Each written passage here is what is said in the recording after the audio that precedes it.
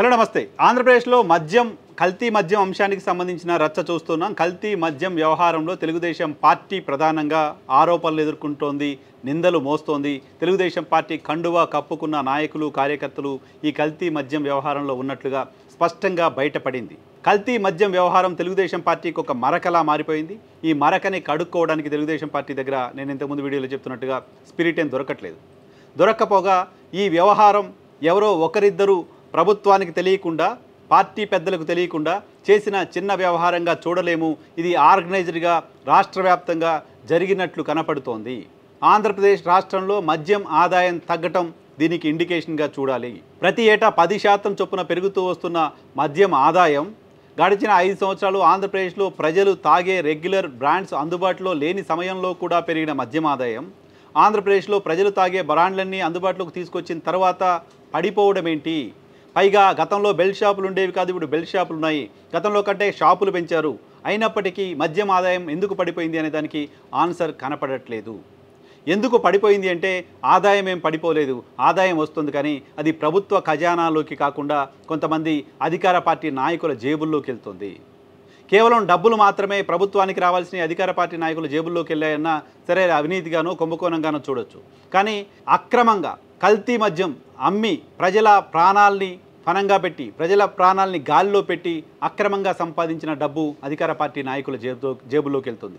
ఈ మాట నేను అంటుంది కాదు, ఈ ఆరోపణ నేను చేస్తుంది కాదు, ప్రభుత్వం అధికారులు చేస్తున్న విచారణలోనే బయటపడుతున్న వాస్తవాలివి. ఈ కేసులో పూర్తి వివరాలు బయట పెట్టడం కోసం ప్రభుత్వం ఆలోచన చేస్తున్నది ఏంటి అంటే, ఏ ప్రాంతాల్లో అయితే రెవెన్యూ తగ్గిందో ఆయా ప్రాంతాలలో కల్తీ మద్యానికి సంబంధించిన డంపులు ఉండొచ్చు అని ప్రభుత్వం అనుమానిస్తోందంట. అంటే ఆ ప్రాంతాల్లో ఆదాయం తగ్గడం వెనక కల్తీ మద్యం సర్క్యులేషన్ పెరగడమే కారణమని ప్రభుత్వం భావిస్తోంది. సో మొత్తం రాష్ట్ర వ్యాప్తంగా ఆదాయం తగ్గింది, పర్టికులర్గా కొన్ని డివిజన్స్లో మరింత తగ్గింది.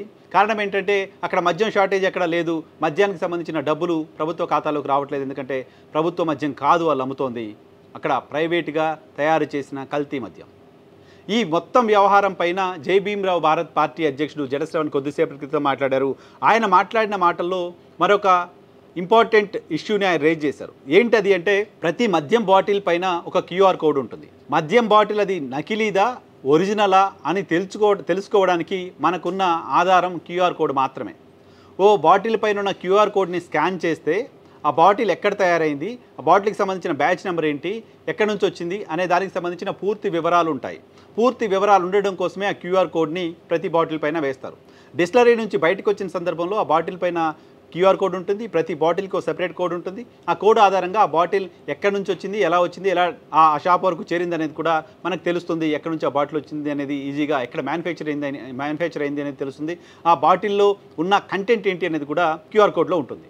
కానీ ఆంధ్రప్రదేశ్లో ఇప్పుడు మద్యం బాటిల్లో ఉన్న క్యూఆర్ కోడ్ని స్కాన్ చేస్తే అసలు క్యూఆర్ కోడ్ అంటే ఏంటి, క్యూఆర్ కోడ్ ఎందుకు వేస్తారు, అది ఎలా వేస్తారు, క్యూఆర్ కోడ్ అవసరం ఏంటి, ఈ డీటెయిల్స్ అన్నీ ఉన్నాయి క్యూఆర్ కోడ్లో. ప్రెస్ కాన్ఫరెన్స్లో ఆయన ఒక బాటిల్కి సంబంధించిన క్యూఆర్ కోడ్ని స్కాన్ చేసి చూపించారు. ఆ బాటిల్ ఎక్కడ తయారైందో ఆ క్యూఆర్ కోడ్లో లేదు. ఆ బాటిల్లో ఉన్న స్పిరిట్లో ఏం కలిపారో క్యూఆర్ కోడ్లో లేదు. ఏ డిస్టిలరీ నుంచి వచ్చిందో క్యూఆర్ కోడ్లో లేదు. ఏముంది అంటే క్యూఆర్ కోడ్ అంటే ఏంటి ఉంది, కానీ అది కాదు కదా ఉండాల్సింది. సో మొత్తం చీప్లకి ప్రధానంగా ఎవరు, పేదవాళ్ళు, రోజు కూలీలో లేదా చిన్న చిన్న పనులు చేసుకునే వాళ్ళు, రోజు ఒక 100 రూపాయలు 50 రూపాయలు తాగుడు మీద ఖర్చు పెట్టేవాళ్ళు, వాళ్ళు తాగే మద్యం పైన ఇటువంటివి పెడుతున్నారు. ఎక్కువ కల్తీ జరుగుతోంది, ఎక్కువ సేల్స్ అయ్యేది కూడా అదే మద్యం. ఆ మద్యం పైన క్యూఆర్ కోడ్లో వివరాలు దాచేస్తున్నారు అంటే కల్తీ మద్యానికి ఆర్గనైజ్డ్గా ప్రభుత్వం వైపు నుంచి మద్దతు ఉందా అనే అనుమానం కలుగుతోంది కదా. పైగా అక్కడ గతంలో ఉన్న చాలా బ్రాండ్లు, దేశంలో ఎక్కడ లేని బ్రాండ్లు ఆంధ్రప్రదేశ్లో వచ్చాయి, ఇంకేదో కొత్త కొత్త బ్రాండ్లు ఆంధ్రప్రదేశ్కి తీసుకొచ్చారు అని గతంలో 5 ఏళ్ళు మాట్లాడిన తెలుగుదేశం పార్టీ, తెలుగుదేశం నాయకత్వం, ఈవెన్ జనసేన, భారతీయ జనతా పార్టీ కూడా ఇప్పుడు ఆంధ్రప్రదేశ్లో గతంలో ఉన్న మద్యం బ్రాండ్లు ఆల్మోస్ట్ అన్నీ ఉన్నాయి. గతంలో ఉన్న బ్రాండ్ల కంటే కొత్త బ్రాండ్లు కూడా ఉన్నాయి. జడశ్రవణ్ చదివి వినిపిస్తున్నారు. ఆంధ్రప్రదేశ్కి సంబంధించిన కొన్ని మద్యం బాటిల్స్ కూడా ఆయన ప్రెస్ కాన్ఫరెన్స్లో చూపించారు. ఇంతకుముందు ప్రెస్ కాన్ఫరెన్స్ చూస్తే ఆ బాటిల్స్ అన్నింటికి సంబంధించి, ఆ బాటిల్స్ పైన ఉన్న బ్రాండ్స్కి సంబంధించిన పేర్లు ఇప్పటివరకు ఎక్కడ వినలా మనం. చాలా కొత్త కొత్త పేర్లతో ఆంధ్రప్రదేశ్లో మద్యం బ్రాండ్స్ ఇప్పటికీ అందుబాటులో ఉన్నాయి. పిచ్చి బ్రాండ్లు తెచ్చారు, జనాల ప్రాణాలు తీశారు అంటూ గతంలో మాట్లాడిన తెలుగుదేశం పార్టీ ఆ పిచ్చి బ్రాండ్ని ఇప్పుడు ఎందుకు కంటిన్యూ చేస్తుంది అనే దానికి ఆన్సర్ కనపడట్లా. క్యూఆర్ కోడ్లో వాస్తవాలను ఎందుకు దాచేస్తున్నారు అనే దానికి ఆన్సర్ కనపడట్లా. సో కల్తీ మద్యం సర్క్యులేట్ చేసుకోవడానికి అనుకూలంగా వాళ్ళకి ఇబ్బంది లేకుండా ఉండడం కోసం మాత్రమే క్యూఆర్ కోడ్లో వివరాలు దాచేస్తున్నారనే అనుమానం కలుగుతోంది. కల్తీ మద్యం వ్యవహారం పైన విచారణ చేస్తున్న పోలీసులు ఈ దిశగా ఆలోచన చేస్తే, ఈ దిశగా విచారణ చేస్తే దీనికి కారణం బాధ్యులు ఎవరో తెలుస్తుంది. దీనికి కారణం ఎవరో బాధ్యులు ఎవరో తేలితే మద్యం కుంభకోణం ఎవరో ఒకరిద్దరు ఆర్గనైజ్డ్గా చేసింది కాదు, ప్రభుత్వానికి సంబంధించిన పెద్దల ప్రమేయం కూడా ఉంది అని తేలే అవకాశం కనపడుతోంది. ఇది తేలాల్సిన అవసరం కూడా కనపడుతోంది. ఇది తేలాల్సిన అవసరం ఖచ్చితంగా ఉంది.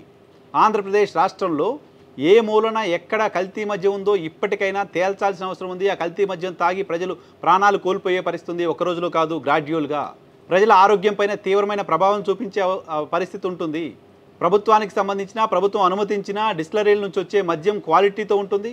కేంద్ర ప్రభుత్వానికి సంబంధించిన ఏజెన్సీస్ కూడా 6 నెలలకో ఏడాదికో ఒకసారి ఆ మద్యానికి సంబంధించిన టెస్టులన్నీ చేసి అది సరిగ్గా ఉందో లేదో చూస్తూ ఉంటారు. అలాంటివేవి లేకుండా ప్రైవేటు వ్యక్తులు ఇంట్లో కంపెనీలు పెట్టేసి, ఇంట్లో ఫ్యాక్టరీలు పెట్టేసి, బయట నుంచి స్పిరిట్లు కొనుక్కొచ్చేసి మద్యాన్ని తయారు చేసి బాటిల్లో వేసి అమ్మేస్తుంటే ప్రజల ఆరోగ్యం ఎక్కడున్నట్లు? కాబట్టి ప్రభుత్వం జడస్రవన్ రైజ్ చేసిన ఈ 2-3 కీలకమైన అంశాలపైన దృష్టి పెట్టి విచారణ చేస్తే వాస్తవాలు బయటపడతాయి. ప్రభుత్వం మాకు తెలియదు, మాకు సంబంధం లేదు, మాకు సంబంధం లేకుండానే ఇది జరిగిందని చెప్పుకోవడానికి కూడా అవకాశం ఉంటుంది. అలా కాకుండా కల్తీ మద్యం వ్యవహారం పైన మాట్లాడిన వాళ్ళపైన విమర్శలు చేస్తూ, ఎందుకు ఇలా జరుగుతుందని ప్రశ్నించిన వాళ్ళపైన విమర్శలు చేస్తూ, ఇది కేవలం రాజకీయ కోణంలోనే చూద్దాం అనుకుంటే మీరు అలా రాజకీయ కోణంలో చూడడం కారణంగా జరిగే నష్టం కొన్ని వేల మంది, కొన్ని లక్షల మంది ప్రజల ప్రాణాలు ప్రమాదంలో పడే పరిస్థితి ఉంది. కాబట్టి ప్రభుత్వం ఈ క్యూఆర్ కోడ్లో నిజాలు ఎందుకు దాచేస్తున్నారనే దానిపైన, ఈ కొత్త బ్రాండ్లు ఇంకా ఎందుకు అనుమతిస్తున్నారనే దానిపైన కూడా సమాధానం చెప్పాల్సిన అవసరం కనపడుతోంది.